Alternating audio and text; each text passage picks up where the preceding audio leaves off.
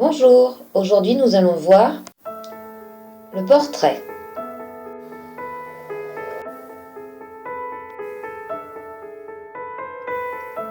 Commençons par une définition.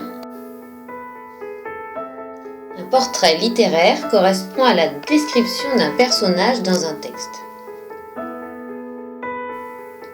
On peut le trouver à l'intérieur d'un récit, mais pas seulement. Voyons maintenant les caractéristiques du portrait littéraire.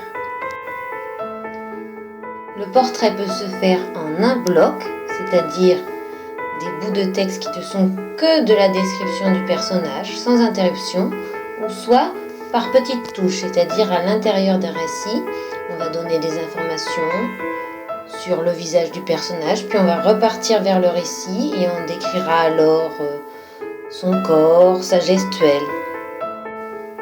Un portrait littéraire, comporte des descriptions physiques, c'est-à-dire des informations sur le physique du personnage, son visage, son corps, ses vêtements, mais également des descriptions morales sur le personnage, c'est-à-dire des informations, il nous donne des informations sur son caractère, sa personnalité. Les descriptions morales sont souvent implicites, c'est-à-dire qu'il faut les deviner. C'est en fonction de comment le personnage agit, de ce qu'il fait, de la manière dont il parle, que l'on devine quel est son caractère. Il faut donc bien faire attention à ce qui est dit sur l'état du personnage, mais aussi à ses actions et à ses paroles.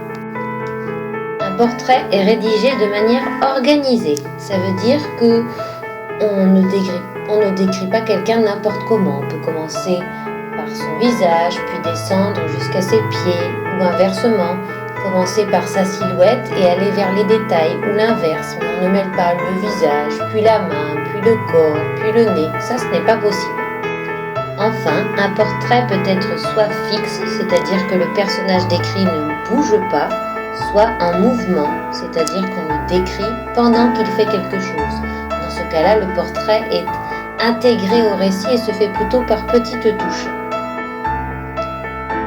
Voyons maintenant quelle est la fonction du portrait, autrement dit, ce à quoi il sert dans un récit.